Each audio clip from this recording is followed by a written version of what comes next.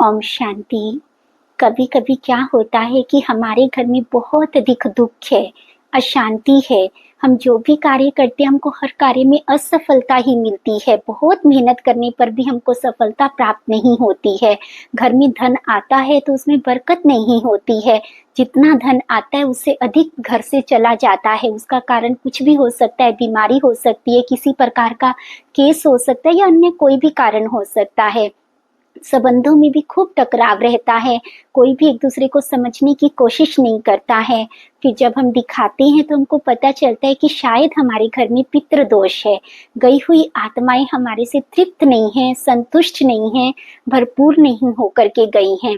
तो फिर हम जब पूछते हैं कि हम इस पितृ दोष से कैसे मुक्ति प्राप्त करें, तो हमको बतलाया जाता है कि हमको विधिवत ये सब दान पुण्य करने हैं, उनके निमित्त भोजन कराना है।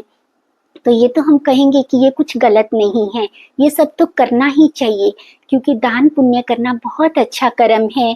किसी को मतलब वस्त्र दान देना, किसी भी प्रकार का दान करना, आत्माओं को भोजन कराना सबसे बड़ा पुण्य का कर्म होता है। परंतु अब हम इसको समझने की कोशिश करते हैं, क्या सिर्फ इतना ही करना पर्याप्त है? ये सब करने से क्या हम पितृ दोष से मुक्त हो सकते हैं? क्योंकि पितृ दोष क्या होता है कि किसी आत्मा के प्रति हमसे जाने अनजाने कुछ ना कुछ ऐसा कर्म हुआ है जिसकी वजह से वो आत्मा असंतुष्ट या दुखी होकर के गई है। अब वो आत्मा हमको श्राप या अभिशाप नहीं देती है, परंतु जो कर्म हमसे हो गया वो कर्म तो अपना बदला अवश्य लेगा। क्योंकि इस दुनिया का नियम है कि कोई भी व्यक्ति अपने कर्म के फल से मुक्त नहीं हो सकता। तो जो ये आप कर रहे हैं इसको करने में कोई बुराई नहीं है, ये सब आप करते रहिए। लेकिन एक बात को समझिए कि मान लीजिए कि आप उनकी जगह हैं और आपके प्रति किसी ने बहुत गलत व्यवहार किया है, आपको दुख दिया है, आपको असंतुष्ट किया है किसी भी प्रकार से। अगर वो आपके आगे अब 56 भोज रखे या किसी भी प्रकार का आपके निमित्त दान करते, तो क्या आपको संतुष्टि मिलेगी? क्या आपके दिल से उसके प्रति क्षमा निकलेगी या आप दिल से उसको वरदान दे पाएंगे? नहीं संभव लगता ना। सच्चाई यही है, क्योंकि कर्म का भुगतान करने के लिए हमको क्या करना पड़ता है कि अपने कर्मों को बहुत अधिक श्रेष्ठ बनाना पड़ता है। उदाहरण के तौर पर मान लीजिए कि हमने किसी से कर्जा ले लिया, कुछ भी लोन लिया है और अब हमको उस लोन का भुगतान करना है। क्योंकि लोन लिया है तो टाइम टू टाइम उस पर इंटरेस्ट भी बनता गया। जितना पैसा लिया था अब उससे भी कई गुना अधिक हो गया है। अब हमको अगर उस लोन का भुगतान करना है तो हमें अपनी कमाई को बढ़ाना पड़ेगा, इतना धन अर्जित करना पड़ेगा कि मैं उस लोन को चुका सकूं, है ना। और फिर दूसरा तरीका क्या हो सकता है, बाय चांस मेरे पास इतना धन नहीं है, परंतु अगर सामने वाला जिससे मैंने वो पैसा उधार लिया है वो अपनी इच्छा से खुशी से कहता है कि मुझे वापस नहीं चाहिए, मेरी तरफ से ये आपको गिफ्ट है, तो 1 सेकंड में ही आप उस कर्ज से, उस लोन से मुक्त हो गए। इसी प्रकार यदि आपके ऊपर किसी भी प्रकार का पितृ दोष है, किसी भी आत्मा की असंतुष्टि का श्राप है, तो भी आप 1 सेकंड में कब मुक्त हो सकते हैं? या तो आपके पास 2 उपाय हैं। आप अपने श्रेष्ठ कर्मों को इतना अधिक बढ़ाइए कि आप उस कर्ज का भुगतान कर सके। और दूसरा तरीका क्या है, अगर वो आत्मा खुश होकर के आपको माफ कर दे, क्योंकि भगवान क्या कहते हैं, बच्चे कर्मों से माफी आपको सिर्फ और सिर्फ वही आत्मा दिलवा सकती है जिसके प्रति आपसे वो कर्म हुआ है। तभी श्राद्ध में ये इतने सुंदर नियम बनाए गए कि आप हर प्रकार से दान करें, हर आत्माओं के प्रति आपके दिल में रहम हो। तो इसलिए सबसे सुंदर तरीका इसीलिए बताया गया कि अपने श्रेष्ठ कर्मों को हम बढ़ाएं। परंतु सिर्फ इतने से संतुष्टि नहीं हो सकती है, हमें साथ साथ दूसरे तरीके को भी अपनाना है। हमें उन आत्माओं से दिल से क्षमा याचना करनी है और उनकी दिल से माफी लेनी है, जिससे हमको पितृ दोष से मुक्ति 101% मिलेगी। हम आपको गारंटी करते हैं, आप सिर्फ 40 डेज के लिए ट्रायल करके देखिए, आपको बहुत सुंदर रिजल्ट्स मिलेंगे। आपके घर से दुख, बीमारी, अशांति सब कुछ जाना आरंभ हो जाएगा, क्योंकि कहीं ना कहीं जाने अनजाने हमारे किए गए कर्मों का ही हम ये भुगतान कर रहे हैं, चाहे हम वो किसी भी रूप में कर रहे हैं। अब हम उनसे माफी कैसे मांग सकते हैं? देखिए, अगर हम किसी से सच्चे दिल से माफी मांगना चाहते हैं, तो माफी मांगने का सबसे पहला नियम ये होता है कि की गई गलती को दोबारा नहीं दोहराना। माना जो हो गया तो कोई बात नहीं, जिन आत्माओं के भी प्रति हुआ, लेकिन आज से पहला तो हमको ये दृढ़ संकल्प करना है कि अब मैं किसी भी आत्मा को मन, वचन या कर्म से कोई भी दुख नहीं दूंगी, क्योंकि फिर बहुत बड़ा कर्मों का हिसाब किताब आरंभ हो जाएगा, फिर मुझे जन्म जन्मांतर भुगतना पड़ेगा। जब सबसे पहले आप ये दृढ़ संकल्प कर लेंगे, तभी कोई भी आत्मा आपको आसानी से माफ कर पाएगी। अब आपको एक छोटा सा मेडिटेशन है जो आपको सुबह और शाम या रात को सोने से पहले भी कर सकते हैं, नहीं तो सुबह और शाम। सुबह कब? जब आप उठते हैं, परमपिता परमात्मा को गुड मॉर्निंग करके उन्हें बड़े प्यार से धन्यवाद करके उनसे वरदान लेने के पश्चात आप ये योग करेंगे। और शाम को भी आप 6:30 से 7:30 के बीच में भी कर सकते हैं, रात को सोने से पहले भी कर सकते हैं। 2 से अधिक बार करें तो ये आपकी अपनी इच्छा है, आपको और अधिक अच्छे रिजल्ट्स मिलेंगे। तो आपको कैसे करना है?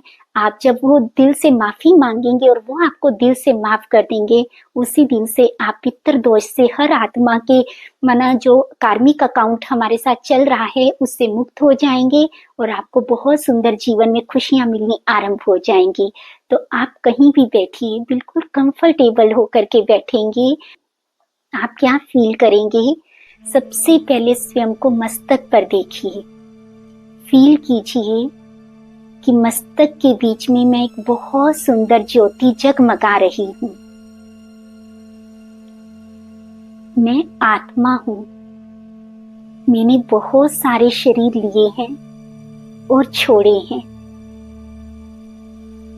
हर जन्म में जाने अनजाने किसी न किसी आत्मा को मैंने दुख भी दिया है, कुछ गलत व्यवहार भी किया है, अन्य पाप कर्म भी किए हैं। परंतु अब मैं दिल से उन सभी पाप कर्मों से मुक्ति चाहती हूँ। मैं एक नया सुंदर जीवन आरंभ करना चाहती हूँ और ये मुक्ति सिवाय परम पिता परमात्मा के मुझे कोई नहीं दे सकता। अब सच्चे दिल से परम पिता परमात्मा को निमंत्रण दे कि हे पाक काटेश्वर, हे मुक्तिदाता, हे रहम के सागर, आप अपने बच्चे के पास आ जाओ और फील करें कि परम पिता परमात्मा निराकार अनंत ज्योति आपके बुलाने पर 1 सेकंड में आपके सन्मुख आ गए हैं। बड़े प्यार से परमात्मा के सुंदर स्वरूप को निहारिए और दिल से कह दीजिए कि मैं अपनी सब भूलों के लिए क्षमा चाहती हूँ और एक नया सुंदर जीवन आरंभ करना चाहती हूँ। मैं नहीं जानती कि मैंने किस जन्म में किस आत्मा को जाने अनजाने दुख दिया है, परंतु आज मैं सच्चे दिल से उन सब से क्षमा याचना चाहती हूँ। अब फील करेंगे कि परम पिता परमात्मा ने अपनी किरणों रूपी बाहें खोलकर सबसे पहले आपको गले से लगाया, आपको बेहद प्यार किया और आपके अंदर शक्ति का संचार किया। अब परम पिता परमात्मा ने आपके सन्मुख अनेकों आत्माओं को इमर्ज किया। वो आत्माएं जिनसे आपका कोई ना कोई कर्मों का हिसाब किताब है जो थोड़ा अच्छा नहीं। आप देखिए कि आपके सामने कुछ आत्माएं बैठी हैं। अब परम पिता परमात्मा की शक्तिशाली किरणें उन आत्माओं पर पड़ रही हैं। परमपिता परमात्मा की प्यार और शक्ति की किरणों से उन आत्माओं के अंदर बल आ रहा है, उनकी दिल हो रही है कि हम हर एक आत्मा को माफ कर दें। स्वयं परम पिता परमात्मा की भांति उनका भी दिल रहम और प्यार से भर गया है। अब आप उन सब आत्माओं से सच्चे दिल से क्षमा याचना करें कि हे आत्मन, अगर मुझसे कभी भी जाने अनजाने कोई भी ऐसा कर्म हुआ है तो आज मैं दिल से क्षमा याचना करती हूँ। अब फील करें सब आत्माएं आपको दिल से माफ कर रही हैं और आपके मस्तक पर अपना हाथ रखकर वरदान दे रही हैं, सदा सुखी रहो, सदा खुश रहो, आपको हर कार्य में सफलता मिले, आपके घर में सदैव बरकत रहे। अनगिनत वरदान देकर संतुष्ट और तृप्त होकर परम पिता परमात्मा की दुआएं लेकर वो आत्माएं वहां से अदृश्य हो गई और मैं अब सच्चे दिल से परम पिता परमात्मा को कोटि कोटि धन्यवाद कर रहा हूँ कि परम पिता परमात्मा, आज आपने मुझे बहुत बड़े बोझ से मुक्त कर दिया। आपको पाकर, आपके प्यार को पाकर मैं धन्य धन्य हो गया। ओम शांति। अगर आप ये अभ्यास करते हैं, दिल से करते हैं, हम आपको गारंटी करते हैं आपके जीवन में बहुत सुंदर चमत्कारिक अनुभव आएंगे।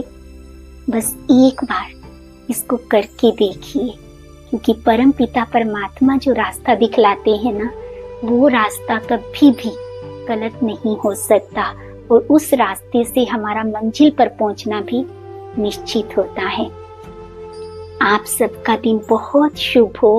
आप पर परम पिता परमात्मा की, आपके पूर्वजों की दुआएं सदैव बरसती रहें। आपके घर में सदैव सुख शांति और संपन्नता बनी रहे। इसी शुभ भावना और कामना के साथ ओम शांति।